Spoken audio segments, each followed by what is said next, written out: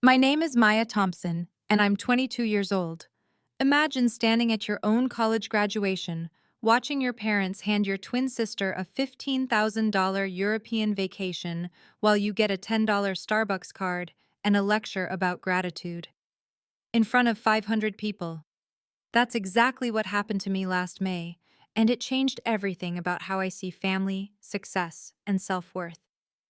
Before I tell you how I walked away from 22 years of being invisible and what happened when my parents finally discovered who I really was, please take a moment to like and subscribe.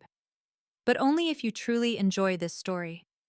I'd love to know where you're listening from and what time it is there. Drop it in the comments below. Now let me take you back to that morning when everything started to unravel. The morning of May 15th started like every special occasion in the Thompson household. I stood in front of my bedroom mirror, adjusting my graduation cap for the 10th time, while down the hall I could hear my mother fussing over Sophia's appearance. "Oh, honey, you look absolutely radiant. This color brings out your eyes perfectly. Robert, come look at your daughter." My father's booming voice carried through the walls. "Both my girls graduating college. Though Sophia, sweetheart, that magna cum laude is quite an achievement." I waited for him to mention my summa cum laude. The silence stretched on. I walked downstairs to find them taking photos of Sophia in the living room. She posed effortlessly, her blonde hair catching the morning light, that familiar confident smile playing on her lips. "Maya's here," she announced, and my parents briefly glanced my way. "Oh good, you're ready," Mom said, already turning back to Sophia. "We should leave soon. We have something special planned for today." My stomach tightened. "Special?" Dad cleared his throat, that uncomfortable sound he made when he was about to disappoint me. "Now, Maya, don't get your hopes up too high. We know you prefer practical things." Practical things. That's what they called it when Sophia got a car for her 16th birthday and I got a bus pass. When she got a MacBook for college and I got a refurbished Dell. When she studied abroad in Paris and I was told international experience isn't necessary for everyone. "Of course," I said, forcing a smile. "Practical is good." Sophia caught my eye and quickly looked away. She knew. She always knew when they were about to do something that would hurt me, but she never said anything. Why would she? She benefited from their favoritism. As we headed to the car, Mom linked arms with Sophia. "I can't wait to see everyone's faces when they hear our announcement."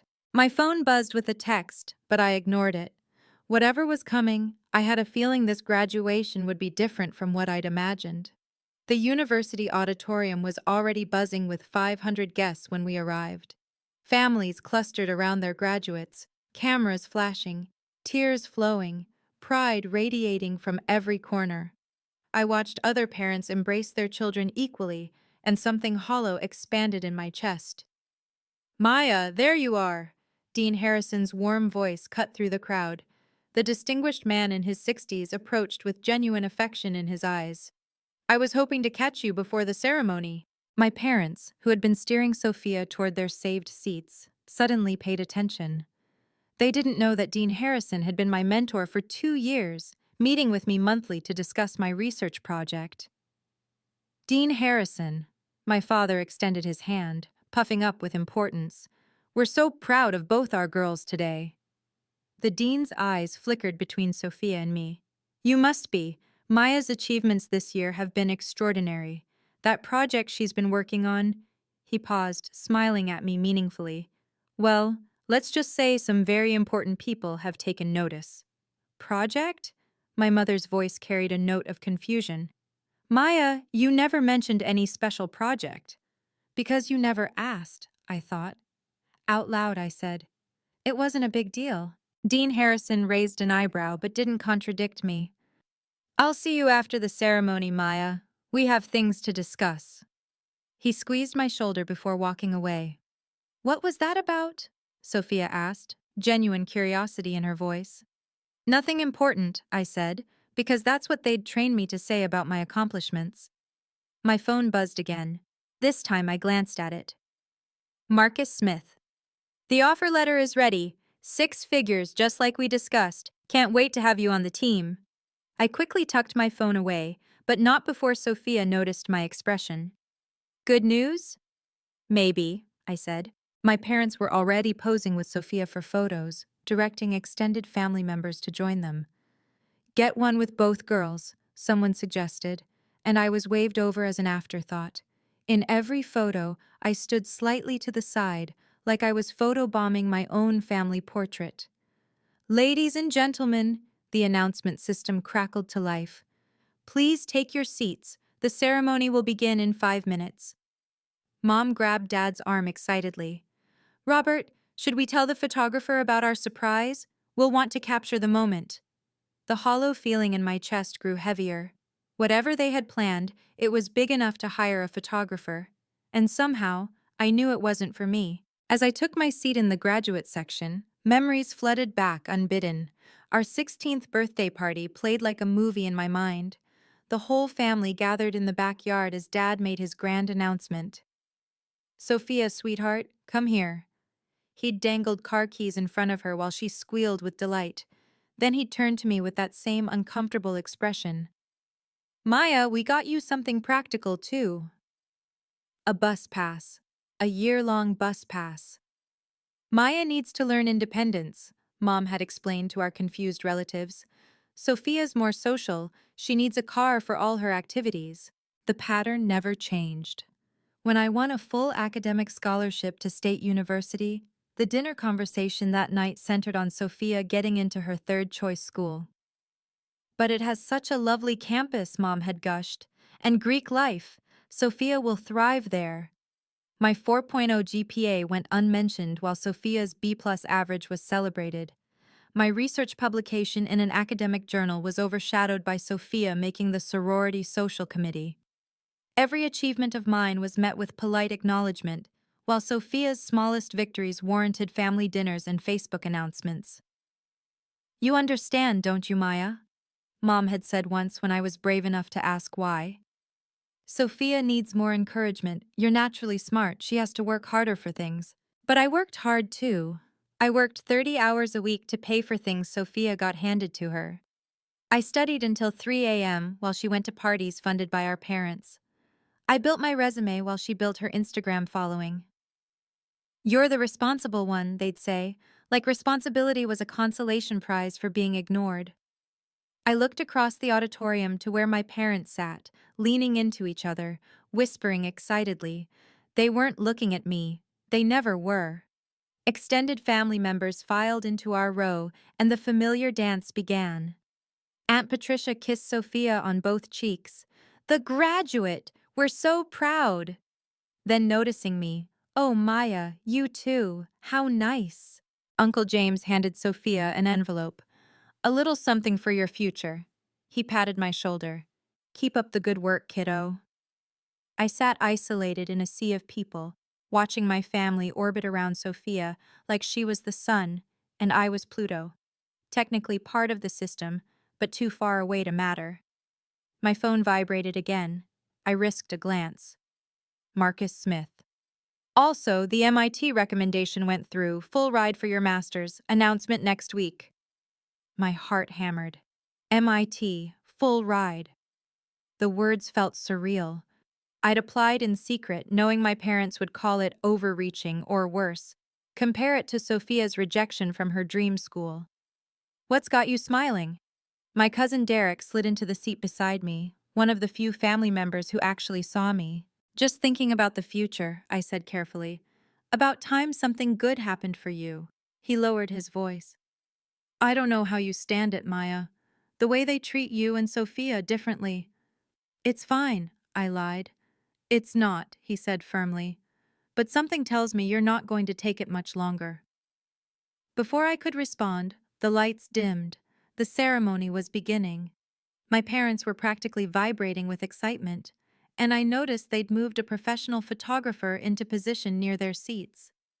What do you think they're planning? Derek whispered. Nothing good, I whispered back, the weight of 22 years of experience behind those words. The university president took the stage, and I straightened my shoulders. Whatever was coming, I'd face it with the same dignity I'd maintained all these years, even if it killed me inside. Summa cum laude, Maya Thompson. I walked across the stage to receive my diploma, the honor cords heavy around my neck. The applause was polite, standard. From my parents' section, I heard modest clapping, no whistles, no standing ovation, just the bare minimum acknowledgement that their daughter had achieved the highest academic honor possible. I returned to my seat and watched 15 minutes later as Sophia's name was called. Magna cum laude, Sophia Thompson. The difference was immediate. My father's whistle pierced the auditorium. My mother stood up, tears streaming, hands clasped over her heart. The photographer they'd hired snapped rapid-fire shots. Extended family members cheered like she'd won an Olympic gold medal. Sophia had the grace to look slightly embarrassed as she walked back, catching my eye with an apologetic shrug. We both knew magna cum laude was impressive, but summa was higher. We both knew it didn't matter. And now, the MC announced, before we conclude, we have a special segment. Some families have requested time to share personal moments with their graduates. My blood turned cold. Around me, other graduates looked confused. This wasn't in the program. First, we'd like to invite Robert and Linda Thompson to the stage. My parents practically ran up, my mother clutching my father's arm, both of them beaming. The photographer positioned himself for the perfect angle. Thank you. My father took the microphone, his salesman voice filling the auditorium. We are blessed with 2 daughters graduating today. 2 different paths, 2 different journeys. My mother took the mic. Sophia, sweetheart, could you come up here? Sophia looked at me, something like guilt flashing in her eyes, before making her way to the stage. I remained frozen in my seat. Maya, my father called out, almost as an afterthought. You too, honey. The walk to that stage felt like a death march. Standing on that stage, I felt 500 pairs of eyes on us. The lights were hot and bright, making it impossible to hide. My mother had positioned Sophia between her and my father, while I stood slightly to the side, like a punctuation mark at the end of their perfect family sentence.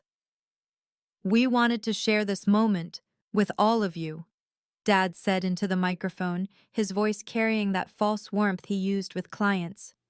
Because family celebrations are meant to be witnessed. I knew then, with absolute certainty, that whatever came next would hurt. They'd brought me up here not to celebrate me, but to ensure I couldn't escape whatever they'd planned. As parents, Mom took the mic, her voice trembling with emotion. We've watched our girls grow into young women. Sophia has always been our social butterfly, our shining star who lights up every room. The audience made appropriate cooing sounds. I stood there, smile frozen, waiting. And Maya, Dad said, turning to me with that expression that meant disappointment wrapped in false encouragement. Our quiet one. Still waters run deep, as they say. Though sometimes we wish those waters would sparkle a bit more. Nervous laughter rippled through the audience. Some people shifted uncomfortably. Dean Harrison, I noticed, was frowning from his seat in the faculty section. We believe in teaching our children different lessons based on their needs, Mom continued. Sophia has always reached for the stars, while Maya needs to learn the value of humility and gratitude. My cousin Derek stood up abruptly and left the auditorium. He couldn't watch what was coming. I envied him that option. So today, Dad announced, we have special graduation gifts for both our daughters.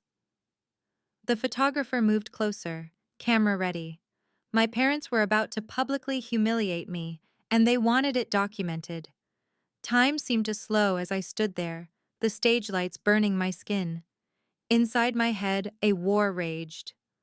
Walk off. Just turn around and walk off this stage right now. But my feet remained planted. 22 years of conditioning held me in place, the good daughter, the responsible one, the one who never made scenes. I thought about all the nights I'd cried into my pillow, wondering what I'd done wrong. All the family dinners where my achievements were footnotes to Sophia's social calendar. All the times I'd been told I was lucky to be so naturally smart, as if my 3 a.m. study sessions didn't exist. My phone buzzed in my pocket under my graduation gown. Marcus, probably. Or maybe the MIT admissions office. People who actually valued what I brought to the table. People who saw me as more than Sophia's forgettable sister. I caught Dean Harrison's eye in the crowd. He was watching me intently, his expression unreadable. He knew something. Maybe he knew about the job offer. Maybe he knew about MIT. Or maybe he just knew what it felt like to be underestimated. You could leave right now, the voice in my head insisted. You have a six-figure job waiting. You have MIT. You don't need this. But I stayed. Because some part of me, the stupid, hopeful part that never learned, thought maybe this time would be different. Maybe they'd surprise me. Maybe 22 years of being second best was about to end. Sophia, darling, my mother's voice cut through my thoughts. Come here, sweetheart. I watched my sister walk to center stage, her smile uncertain. She knew this was wrong, but like me, she'd been trained to play her role. My father cleared his throat. Sophia, you deserve the world. And there it was, the words I'd never hear directed at me. My mother pulled out an envelope from her purse, her hands shaking with excitement. The photographer crouched for a better angle. The audience leaned forward collectively, caught up in the moment. Sophia, our beautiful, vivacious daughter. Mom's voice cracked with emotion. You've brought us so much joy. Your spirit, your enthusiasm for life, your ability to make friends wherever you go. These are gifts that can't be taught. I stood 3 feet away, invisible again despite being on stage. We know the job market is tough, Dad added, putting his arm around Sophia, and we want to give you something special before you start your career, something that reflects how proud we are. Sophia glanced at me, discomfort flickering across her face. Maybe we should— No, Mom interrupted. This is happening now. We've planned this for months. Months.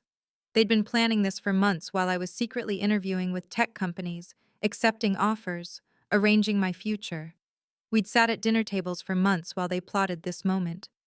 Before we reveal Sophia's gift, Dad said, turning to the audience, we want to say that we love both our daughters, but we also believe in tailoring our support to each child's needs. Someone in the audience coughed. The discomfort was spreading like a wave through the auditorium. This wasn't normal graduation behavior, and people were starting to realize it.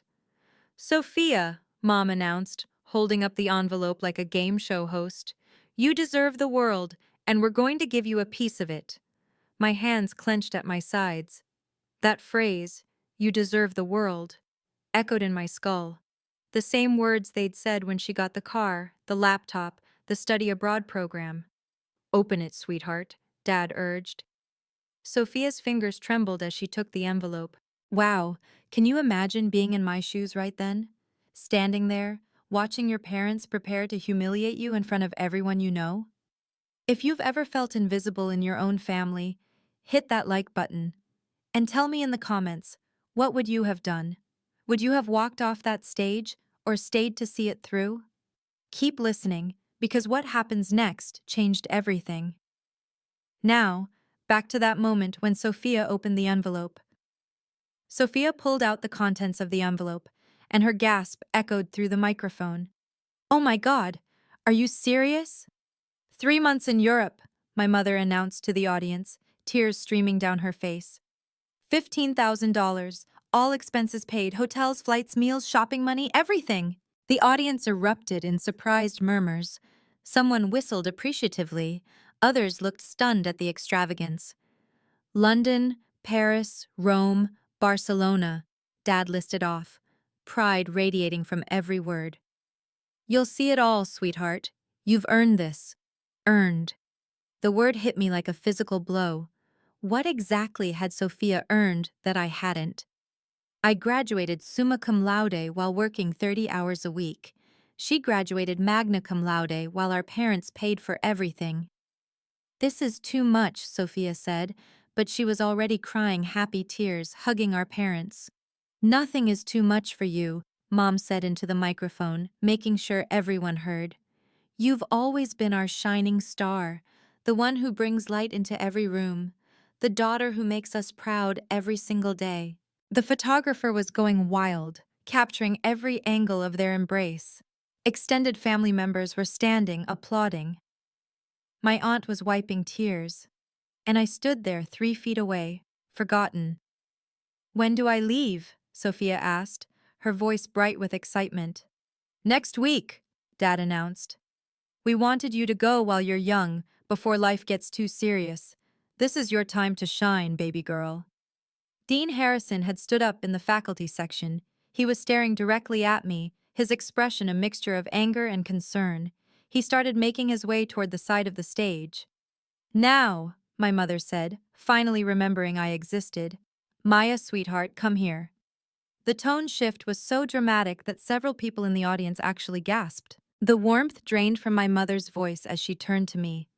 The photographer actually lowered his camera, sensing the shift in atmosphere. "Maya," Dad said, his tone now professorial, like he was about to deliver a lesson. "Our practical daughter. Our serious one."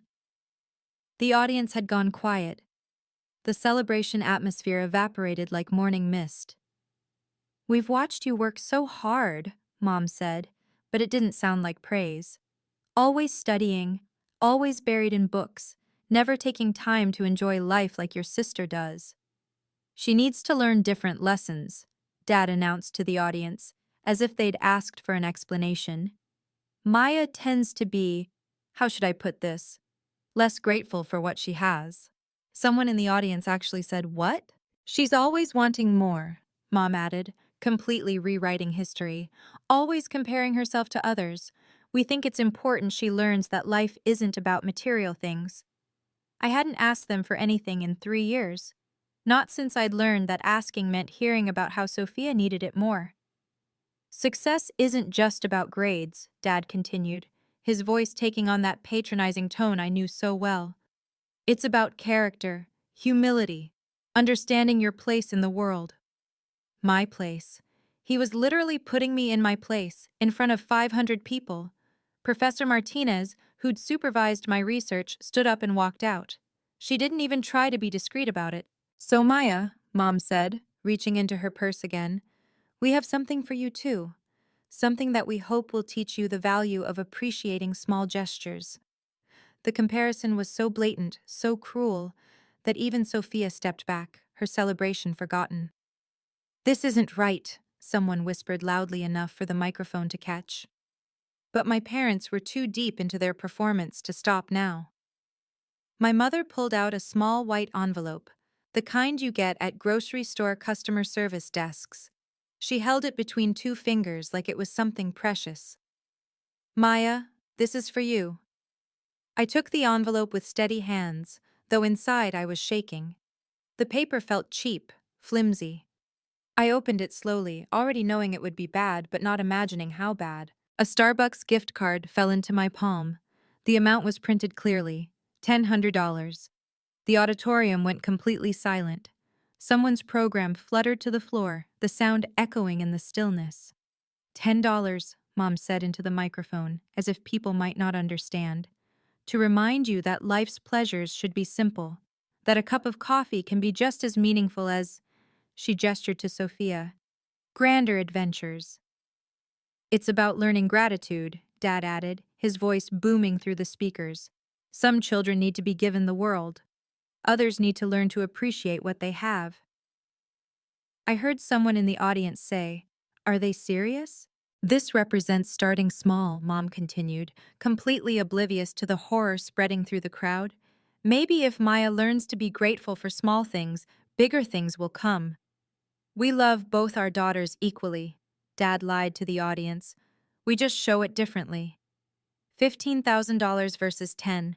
The math was so absurd that someone actually laughed, a sharp, disbelieving sound.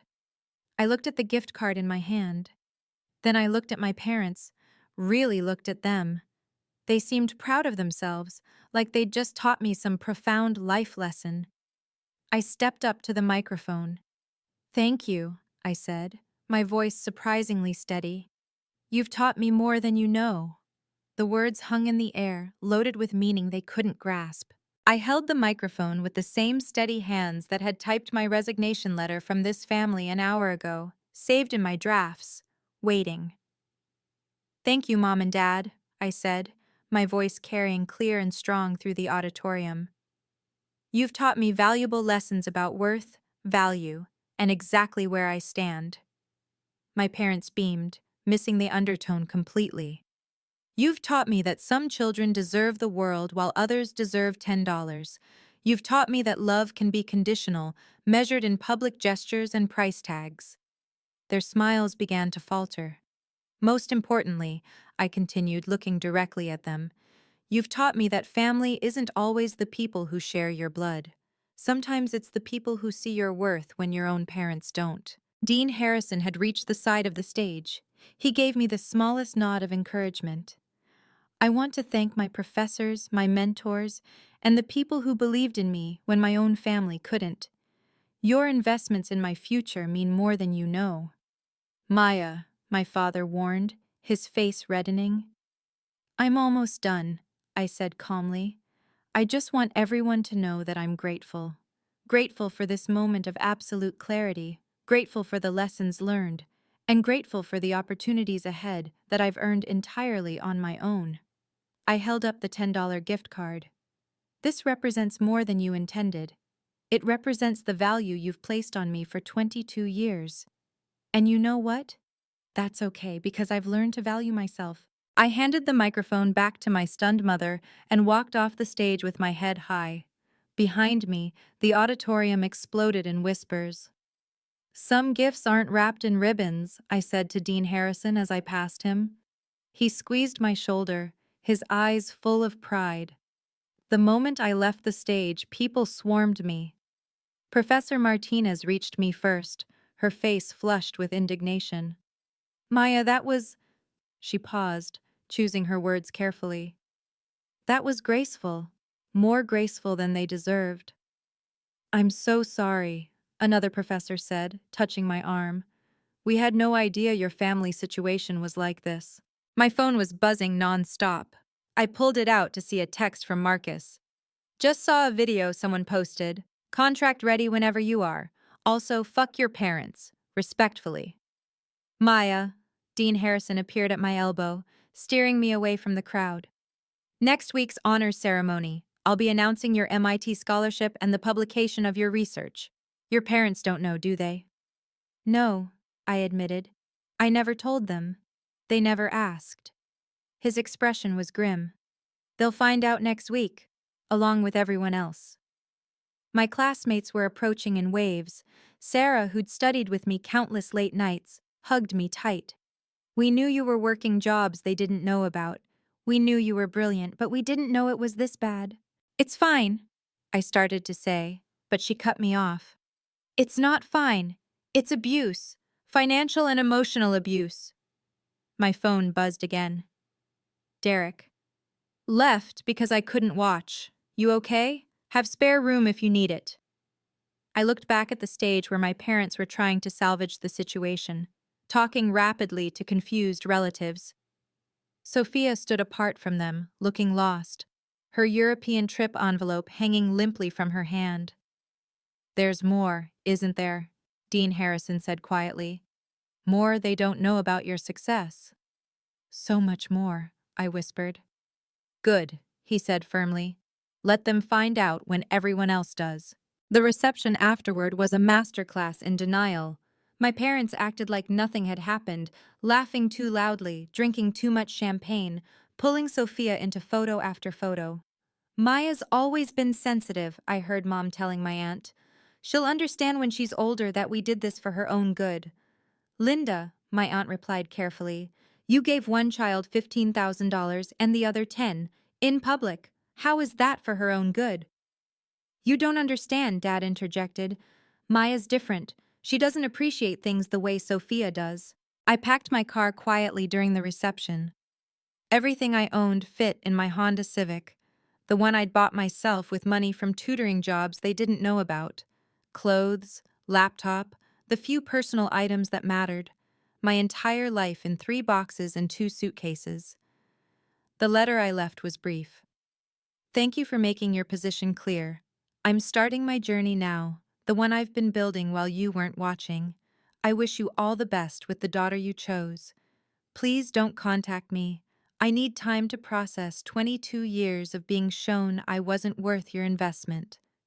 Maya. At 2 a.m., while they slept off the champagne in false triumph, I drove away. Sophia had texted me 11 times. Where are you? This isn't fair. I didn't know they were going to do that. Please don't leave me alone with this. I didn't respond. She'd had 22 years to speak up, to say something, to refuse even once to accept what was taken from me and given to her. Her silence had been its own choice. My new apartment was small, furnished, temporary. But it was mine, paid for with my own money, secured with my own credit. They'd understand soon enough. The Uber arrived at 2:47 a.m. I'd already loaded my car earlier, but I wanted to walk through the house one last time. Every room held a memory of being second best. The kitchen where family dinners celebrated Sophia's C+ in chemistry, while my perfect report card lay unmentioned on the counter. The living room where her prom photos covered the mantel while my National Honor Society certificate stayed in a drawer. I stood in my empty bedroom, looking at the walls still covered with academic awards they'd never bothered to frame.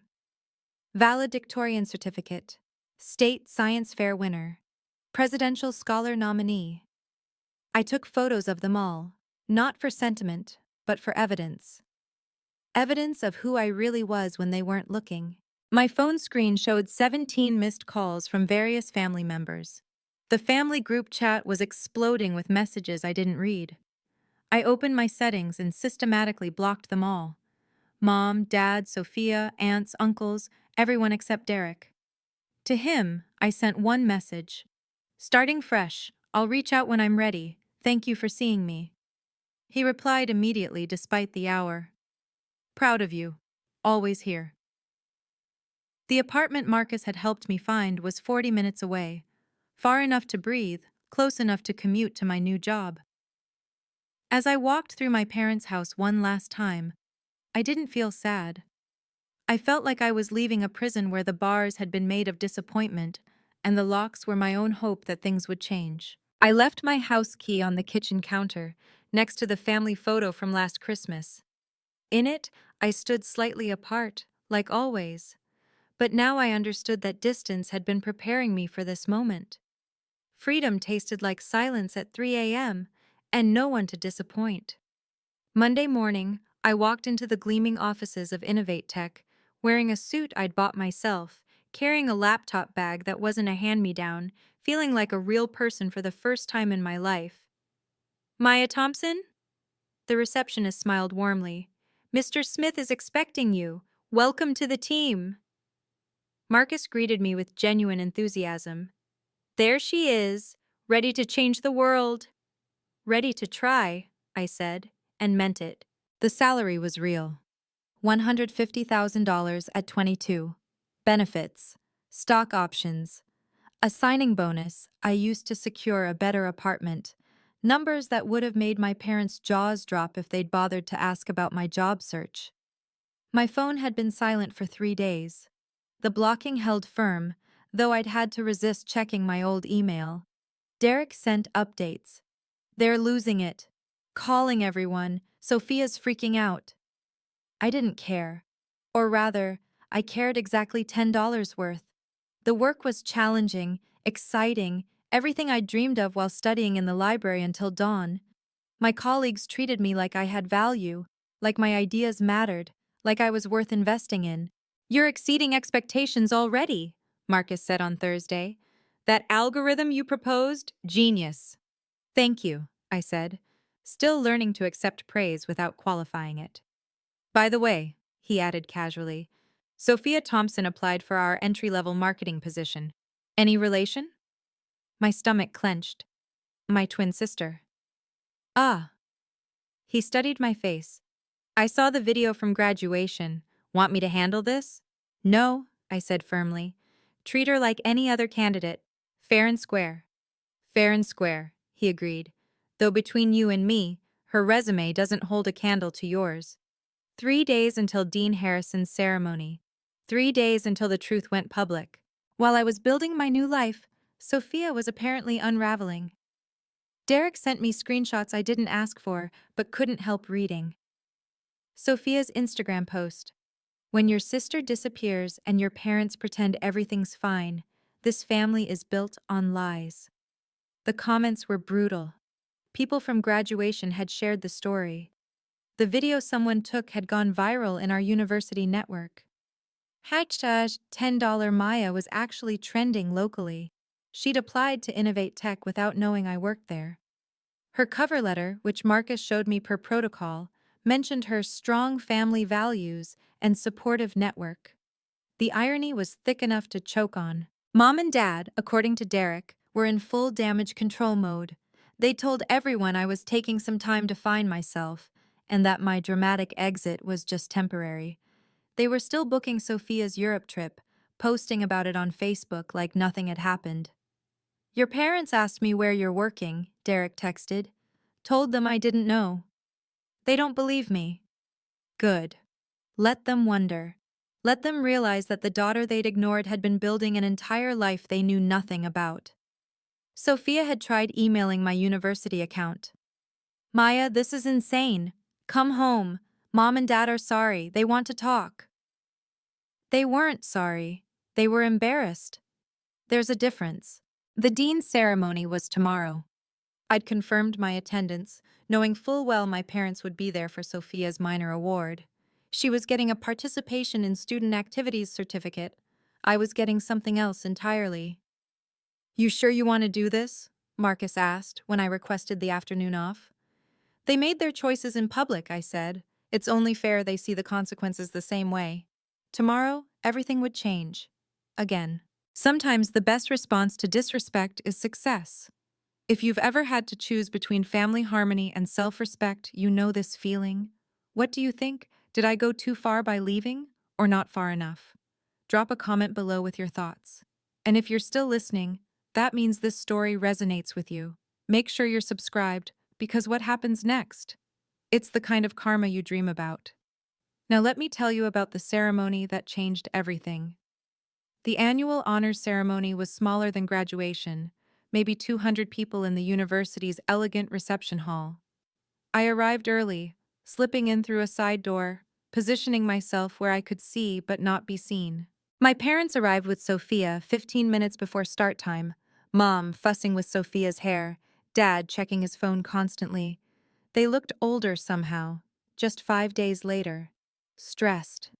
They kept scanning the room, and I knew they were looking for me. Maya Thompson? A gentle voice beside me. Mrs. Chen, the university's development director.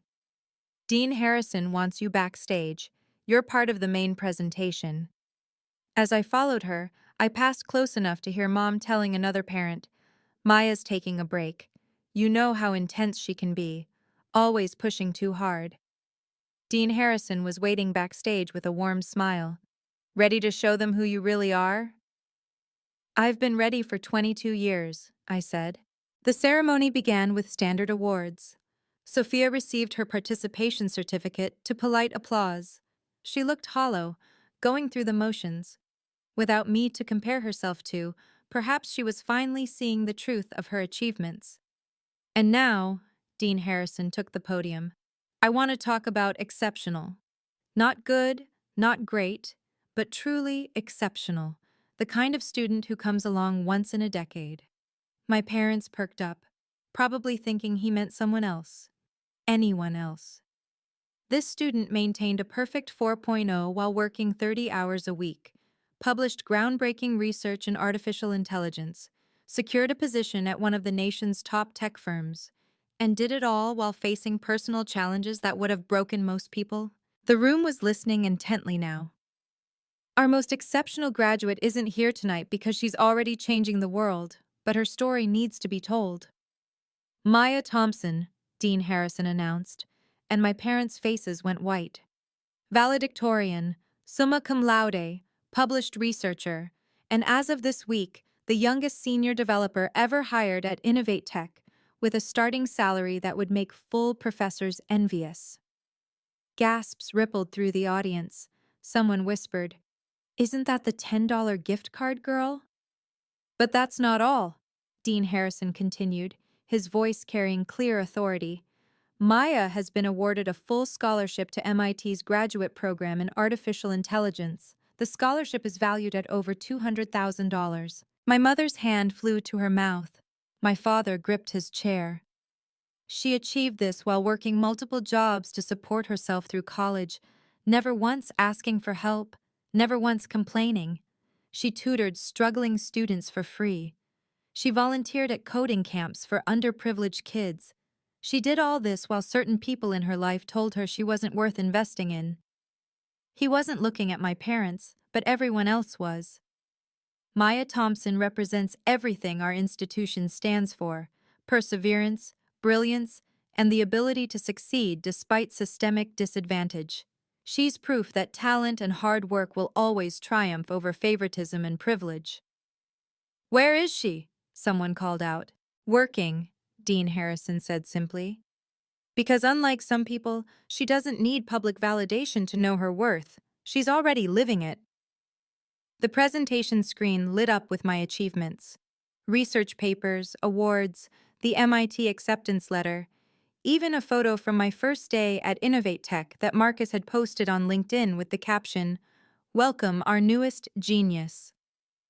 Sophia stared at the screen, tears streaming down her face. My parents sat frozen, their world reshaping itself in real time. "We're creating the Maya Thompson Excellence Fund," Dean Harrison announced, "for students who succeed despite, not because of, their circumstances." The applause was deafening. The moment Dean Harrison finished, my parents were surrounded, not with congratulations, but with questions, accusations, barely concealed disgust. "How could you give her $10? Mrs. Patterson, whose daughter had been my study partner, didn't bother hiding her contempt. "MIT, Innovate Tech?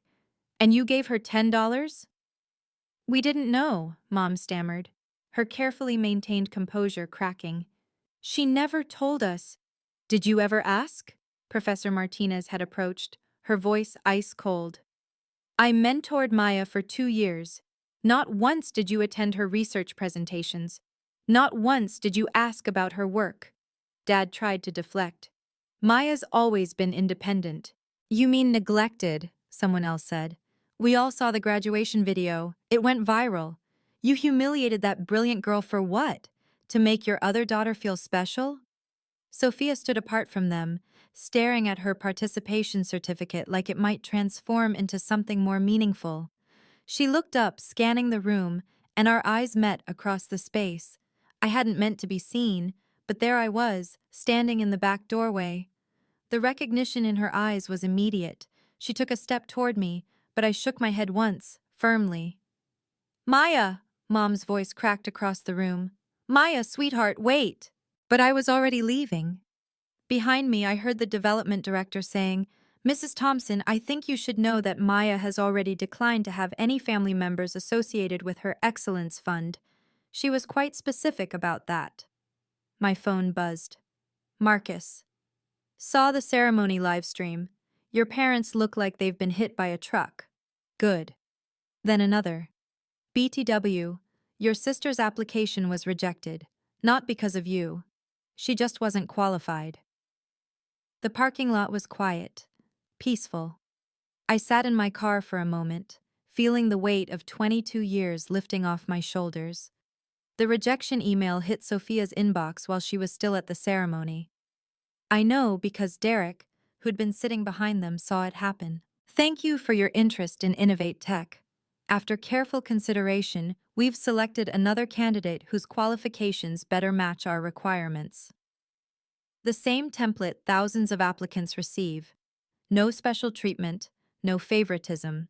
Exactly what I'd asked for, fair and square. Derek texted me the play-by-play. "She showed your parents. Your mom actually said, 'Call Maya, she works there.' Your dad said, 'She'll help her sister.' They still don't get it." The irony was perfect. They'd spent my entire life telling me Sophia deserved more because she needed more help. Now she actually needed help, and I wasn't available to give it. More texts from Derek. Your mom is crying, saying Maya could have told us. Your dad keeps repeating 6 figures at 22, like his brain can't process it. Marcus called me that evening. Your sister's application was interesting. Her main qualifications seemed to be excellent at social media engagement. She listed her Europe trip as upcoming international experience. The trip our parents gave her, I said flatly. Yeah, I figured. Look, even if you'd wanted me to hire her, I couldn't. She's not qualified for any position we have. Her degree is in communications with a 3.2 GPA. No internships, no relevant experience, no technical skills. All those years of being told Sophia was the star, and it turned out she was only shining in the small universe of our family's delusions. She listed your mother as a reference, Marcus added. Under relationship to applicant, your mom wrote, proud parent of exceptional daughter. She meant Sophia, I said. Obviously. But the irony is delicious. It was. It really was. By day 7, I had 47 missed calls, despite having blocked their numbers. They'd been calling from other phones, leaving voicemails that went to a folder I checked once out of morbid curiosity. Mom, crying. Maya, sweetheart, we didn't know. How could we know if you didn't tell us? Please come home. We love you. Dad, angry. This is ridiculous, Maya. You're being childish. Family doesn't abandon family over money. Sophia, desperate. I need that job, Maya. Mom says you can put in a word. It's not fair that you're punishing me. Mom again, bargaining. We'll cancel Sophia's trip. We'll give you the money instead. Is that what you want? Dad again, guilt. Your mother hasn't stopped crying. You're breaking her heart. Sophia again, bitter. You got everything you wanted, the job, the scholarship, the attention. What more do you need? The most telling one was from Mom, late at night, wine-slurred. You were always so easy, Maya. Never asked for anything, never complained. Sophia was louder, needier. We thought you were fine. We thought you didn't need us. That one almost got to me. Almost. Until I remembered all the times I had asked, had needed, had reached out only to be told Sophia came first. The final voicemail was different. Dad, sober, quiet. The dean told us about your research, about the kids you tutored for free, about the jobs you worked. We didn't know our daughter at all, did we? We had a stranger in our house for 22 years, and we never bothered to know her. No, they knew exactly who I was. They just didn't think it mattered. I deleted them all and changed my number. I sat in my new apartment, laptop open, composing the email that would set the boundaries for whatever came next. The city lights twinkled outside my window, a view I'd earned, not been given. To Robert and Linda Thompson, CC, Sophia Thompson. Subject, terms for future contact. I've taken time to consider whether I want any relationship with you going forward. Here are my non-negotiable terms. 1. 6 months of no contact, starting now. You need time to understand what you've done, and I need time to heal from it. 2. Family therapy is required, not suggested, required. I want documentation that you've attended at least 12 sessions. 3. No discussions about money, not my salary, not my assets, not loans, not gifts, ever. 4. Sophia gets nothing through me. No job referrals, no connections, no favors. She can succeed or fail on her own merits like I had to. 5. If we do resume contact, it will be limited. Holidays, perhaps. Brief calls. But never again will you be central to my life. 6. You will never again compare us. Not publicly, not privately. We are separate people on separate paths. These terms are not negotiable. If you violate any of them, contact ends permanently. I wish you well on your journey to understanding what family really means. Maya. I hit send before I could second-guess myself. Then I closed my laptop and got ready for work. I had a presentation in the morning about the new algorithm I developed. My manager said C-suite would be there. My phone, my new number only 5 people had, buzzed with a text from Marcus. Heard you laid down the law. Good for you. See you tomorrow, superstar. Superstar. Not compared to anyone else. Not in spite of anyone else. Just me, being seen for exactly who I was. The social fallout was swift and merciless. Derek kept me updated even when I didn't ask, unable to resist sharing the spectacular collapse of my parents' reputation. Facebook is brutal, he texted with screenshots. Mom's post about Sophia's Europe trip had backfired spectacularly. Comments ranged from, "How can you celebrate after what you did to Maya?" to 15,000 versus $10, Mother of the Year. The country club, where Dad had been so proud of his membership, was apparently buzzing. Mrs. Wellington, the queen bee of their social circle, had publicly snubbed Mom at a charity luncheon. "I don't associate with people who abuse their children," she'd said loudly enough for everyone to hear. Dad's business was suffering too. 3 clients had pulled out after the video made rounds on LinkedIn with the caption, "Would you trust someone who values one child at $15,000 and another at $10? But the worst blow came from Sophia's social circle. Her sorority sisters, who'd always envied her seemingly perfect family, were now distancing themselves. Her Europe trip Instagram posts were getting comments like, "Must be nice to vacation on your sister's tears," and 30 pieces of silver vibes. She'd posted once about the trip being canceled due to family circumstances, and someone had replied, "You mean because everyone knows how you got it?" The extended family had split into camps. Some defended my parents with, "Family business should stay private," while others, like Aunt Patricia, publicly declared, "I'm ashamed to be related to people who could do this to their own child." The reputation they'd spent decades building, successful family, 2 beautiful daughters, pillars of the community, had crumbled in a week. All because they'd decided to show their favoritism in public, never imagining that the daughter they discounted might be worth more than they'd ever dreamed. 3 months into my job, Marcus called me into his office with barely contained excitement. "The board loved your algorithm. They want to fast-track you to team lead." "Already?" I sat down stunned. "But I just started." "Maya, you've revolutionized our data processing. What takes competitors hours, we now do in minutes. That's worth millions." He slid a new offer across the desk. 20% raise, equity increase, and you'll be managing 5 engineers. I stared at the numbers. At 22, I'd be making more than my father ever had in his best year. "There's more," Marcus continued. "MIT called. They want you to start the program early, this fall instead of spring. They're offering additional funding for your research." My life was accelerating at a pace I'd never imagined. Every week brought new opportunities, new validations of my worth. The tech community had embraced me completely. I was invited to speak at conferences, contribute to journals, collaborate with industry leaders.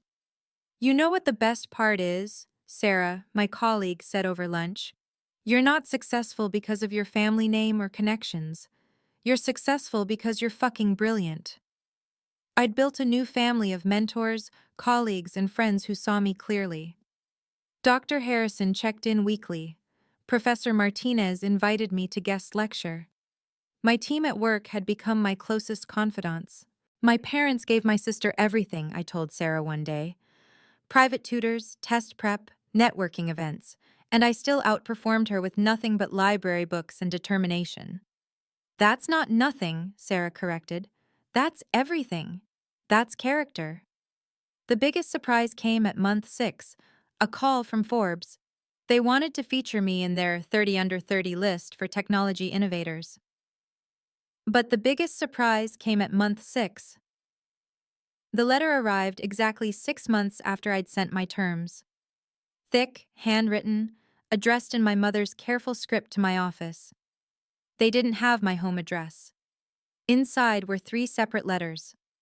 I read Dad's first. "Maya, we've attended 13 therapy sessions. Dr. Coleman says we have Golden child syndrome. We chose Sophia to be special because she seemed to need it more, and assigned you the role of the responsible one. We damaged both of you. I see that now. I was wrong. Simply, completely wrong. Mom's was longer, tear-stained. I failed you.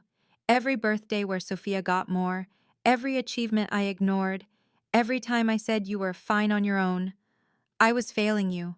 Dr. Coleman asked me to list your accomplishments. I couldn't. I knew nothing about my own daughter. I'm so ashamed. Sophia's was the most surprising. I got the job at Morrison Marketing on my own. No connections, no help. Starting salary, $35,000. It's humbling. You were making six figures while I was getting drunk at sorority parties. I'm in therapy too. Turns out being the golden child fucked me up too. I never learned to earn anything. You saved yourself by being ignored. I'm 22 and just learning what you knew at 12. That worth comes from within, not from what others hand you. I'm sorry I took what should have been yours. All of it. The letters felt genuine, but trust was a bridge burned to ash. Still, something in me softened slightly.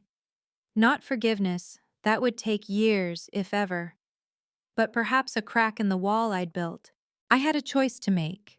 They'd met my terms. They'd done the work. The question was, did I want to let them try? We met at a neutral restaurant downtown, the kind with white tablecloths and soft jazz.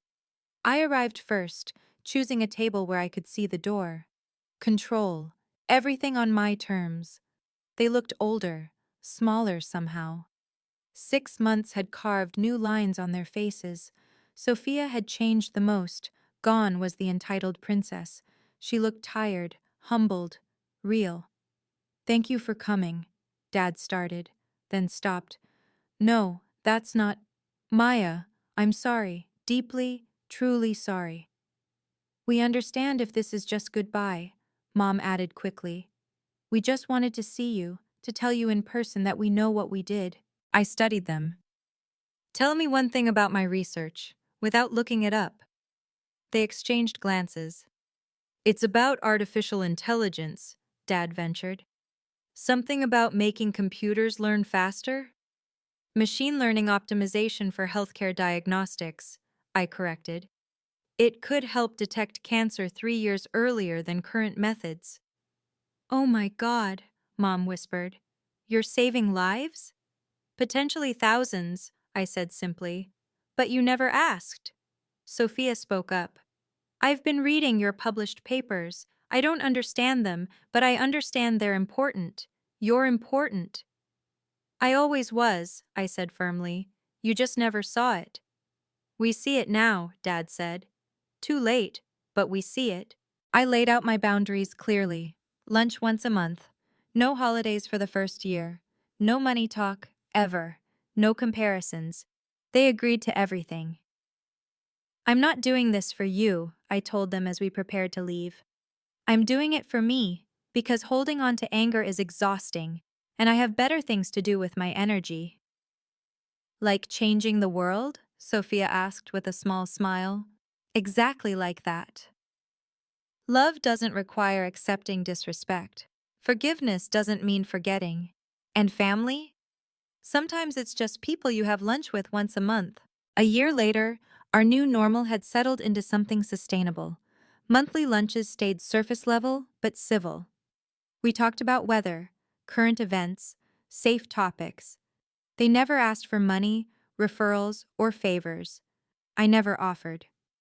Sophia had found her own path, working her way up at Morrison Marketing through actual merit. She'd called me once, privately. "I'm getting promoted, earned it myself. Thought you should know." I'd congratulated her and meant it. My parents had downsized their house, donated the difference to the Maya Thompson Excellence Fund without telling me. I found out from Dean Harrison. They were in therapy twice a month now, working through decades of toxic patterns. "Your mother cried for an hour last week," Derek told me at coffee. "She found your old science fair trophies in the attic, the ones she never displayed. She's put them up now, in the living room." "Too little, too late," I said, but without venom. The anger had cooled into indifference. My life had expanded beyond anything they could have imagined. MIT was everything I'd dreamed. My work at Innovate Tech had led to 3 patents. Forbes had featured me twice now. I'd bought my own condo, traveled to conferences in 12 countries, built a network of brilliant minds who valued me. At Christmas, I sent them a card, nothing more. They sent one back with a simple message: proud of the woman you've become. Ashamed we had nothing to do with it. It was the most honest thing they'd ever said to me. Sophia started her own tradition. She donated her birthday money to scholarships for overlooked siblings. It won't fix us, she'd written in her note, but maybe it'll help someone else. We were 4 people who shared DNA and monthly meals. It wasn't the family they'd wanted, but it was the one they'd earned. Looking back now, 2 years later, I realized the $10 gift card was the best thing my parents ever gave me. Not because it taught me gratitude, their intended lesson, but because it taught me my worth couldn't be determined by anyone else's investment in me. I've learned that family isn't about blood, it's about who shows up. Dean Harrison walked me down the aisle at my wedding to Marcus's cousin, a brilliant engineer who sees me clearly. My parents were invited but seated in the 3rd row. They understood. The Maya Thompson Excellence Fund has helped 17 students escape similar situations. I review every application personally, looking for that familiar combination of brilliance and invisibility, talent and neglect. I see myself in their essays, their struggle to matter in families that don't notice them. Boundaries aren't punishment, they're self-preservation. I don't hate my parents or Sophia, I nothing them mostly. They're people I know who made choices that freed me to make my own. Success really is the best response to being undervalued. Not revenge success, not I'll show them success, but the quiet, sustainable success of building a life where your worth is never in question. My parents gave Sophia $15,000 and the belief she deserved the world. They gave me $10 and the knowledge that I'd have to earn everything myself. Looking at where we both are now, I got the better deal. Sometimes walking away is walking towards something better. Sometimes the family that raises you is just preparing you to find the family that celebrates you. What boundaries do you need to set? What assumptions about your worth do you need to challenge? Your value isn't determined by how others treat you, it's determined by how you treat yourself. And that's worth infinitely more than $10. If this story resonated with you, please share it with someone who needs to hear that their worth isn't determined by family favoritism.